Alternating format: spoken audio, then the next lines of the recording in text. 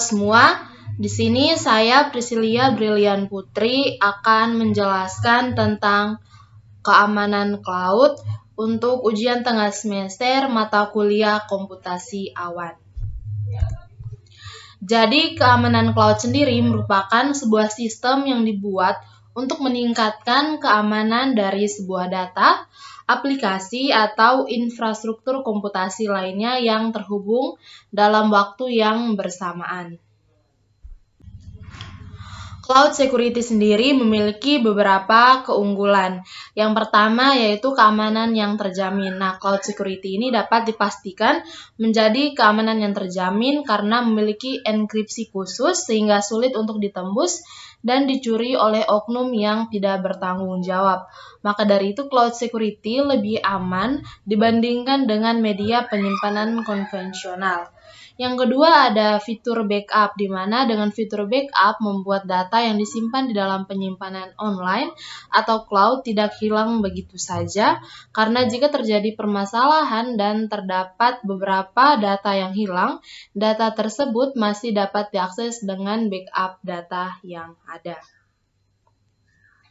Keunggulan yang ketiga yaitu kapasitasnya tanpa batas. Nah, jika kita menggunakan media penyimpanan lama atau konvensional, akan membuat tempat penyimpanan data yang terbatas. Namun, jika kita menggunakan cloud, kita akan mendapatkan jumlah penyimpanan besar dan tidak terhingga.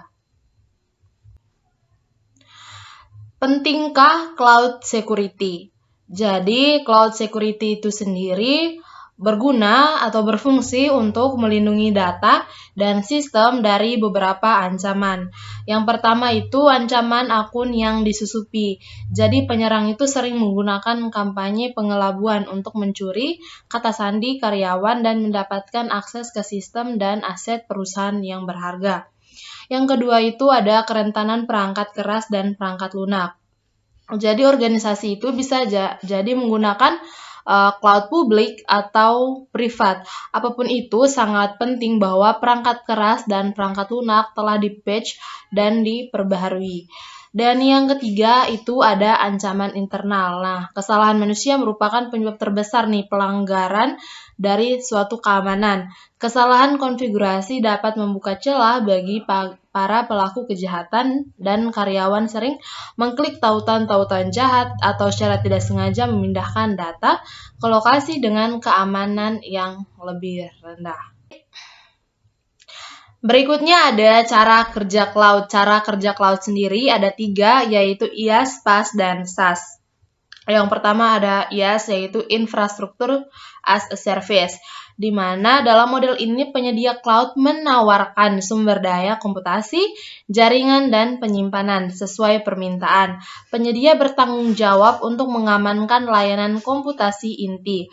Pelanggan harus mengamankan semuanya beserta sistem operasi, termasuk aplikasi, data, runtime, middleware, dan sistem operasi itu sendiri. Yang kedua ada PaaS atau Platform as a Service. Nah, jadi banyak penyedia maksud saya juga menawarkan lingkungan pengembangan dan penyebaran yang lengkap di cloud. Nah, mereka ini bertanggung jawab untuk melindungi runtime bahasa umum, middleware, dan sistem operasi, serta layanan komputasi inti. Nah, pelanggan itu harus melindungi aplikasi, data, akses pengguna, perangkat pengguna akhir, dan jaringan pengguna akhir mereka. Dan yang terakhir itu ada SaaS.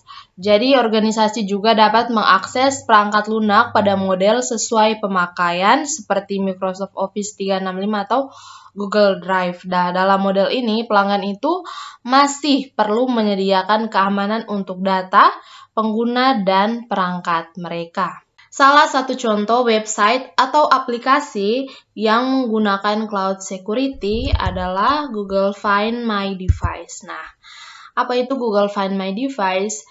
Google Find My Device merupakan suatu layanan dari Google yang digunakan untuk melacak handphone dan tablet Android ketika hilang. Selain melacak lokasi handphone yang hilang secara real-time, aplikasi Find My Device juga memiliki fitur lain untuk mengamankan perangkat Android para penggunanya. Nah, aplikasi ini bisa digunakan pada handphone atau laptop.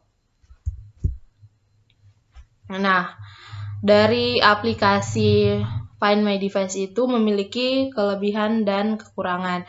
Kelebihannya itu dapat melacak lokasi perangkat yang hilang, bisa mengunci perangkat, dan juga dapat menghapus data dari jarak jauh. Namun kekurangannya itu yaitu membutuhkan koneksi internet. Di sini ada proses install Find My Device. Jadi, Find My Device itu bisa diinstal di dua device, yaitu di desktop maupun di HP. Kalau di desktop itu umumnya kita pakai langsung dari web. Dan kalau untuk di HP kita harus mendownloadnya dari Play Store. Jadi di sini kita pertama buka browser. Di sini saya pakai Google Chrome. Kita ketik di pencarian di sini.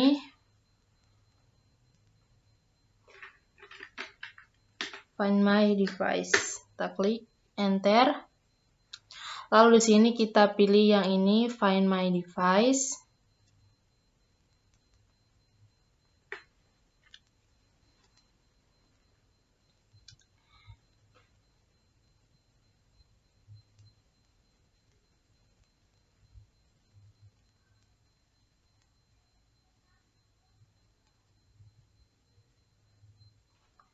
Jadi tampilannya itu seperti ini.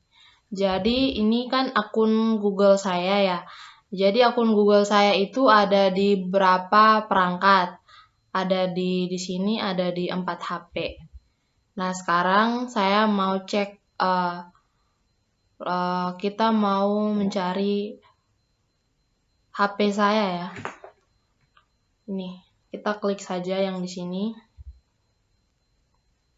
Di sini saya mau pakai yang Nati ini.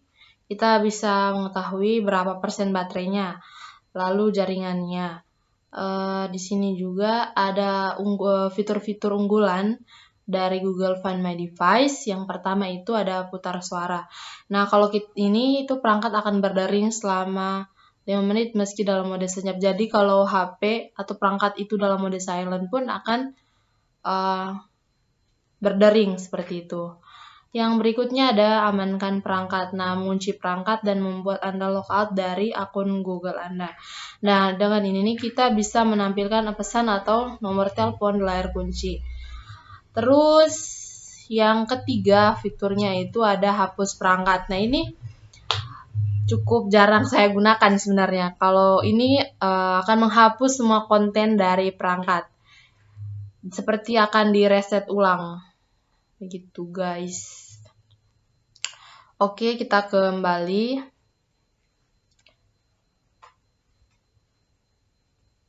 Sudah saya jelaskan tadi, fitur-fitur unggulannya itu ada Play Sound, Erase Device, dan ada Secure Device. Oke, next. Yang berikutnya, bagaimana cara kita sebagai pengguna itu menjaga privasi dan keamanan data pribadi. Oke, yang pertama itu kita harus ya menggunakan password yang kuat. Password yang kuat, maksud dari password yang kuat ini, ketika kita membuat password, kita menggunakan kombinasi yang unik. Bisa saja huruf besar, huruf kecil, angka, dan huruf, maupun dengan menggunakan simbol-simbol lainnya. Yang kedua itu jangan membuka tautan mencurigakan. Nah, tautan dari nomor yang tidak dikenali berpotensi sebagai sebuah upaya phishing, yakni penipuan dan percobaan untuk mendapatkan data pribadi melalui komunikasi elektrik resmi. Nah, pastikan itu kita hanya membuka tautan yang diyakini keamanannya atau berasal dari orang yang dikenal. Yang berikutnya itu hindari berbagi data pribadi. Maksud dari berbagi data pribadi itu kita tidak menunjukkan data pribadi seperti nomor telepon, email, password, dan lainnya itu kepada sembarang orang. Nah, data pribadi ini sendiri dapat dieksploitasi untuk kepentingan-kepentingan orang yang berniat buruk atau merugikan pemilik kita sebagai pengguna dari data tersebut. Menggunakan software yang legal. Meskipun di zaman sekarang ini cukup banyak bertebaran software-software yang ilegal, kita sebagai pengguna harus berusaha untuk menggunakan software yang legal. Karena software yang legal itu rutin untuk melakukan pembaruan untuk menambal celah-celah keamanan. Sedangkan software ilegal itu biasanya tidak memberikan update secara berkala. Nah, hal seperti ini itu bisa membuka kesempatan untuk para peretas untuk meretas data pribadi kita. Oke. Yang berikutnya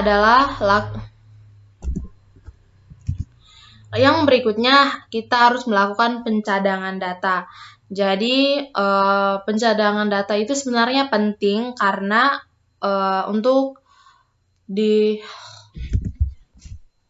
yang berikutnya kita harus melakukan pencadangan data. Nah, mencadangkan data itu sendiri dianggap penting untuk rencana pemulihan dari suatu bencana atau kejadian yang tidak kita inginkan. Nah, selain itu juga pilihan terbaik untuk memulihkan data dari kehilangan data besar. Data pribadi yang penting itu harus kita cadangkan ke drive atau perangkat atau lokasi yang terpisah seperti ke hard disk seperti itu.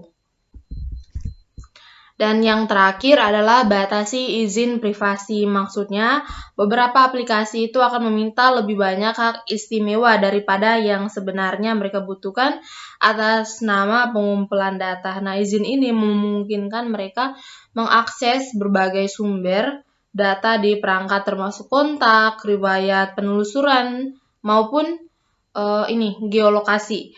Jadi kita sebagai pengguna itu harus membatasi akses atas izin-izin tersebut dengan mengaturnya di pengaturan privasi. Oke, jadi saya kira itu saja pembahasan tentang cloud security yang bisa saya sampaikan di video kali ini.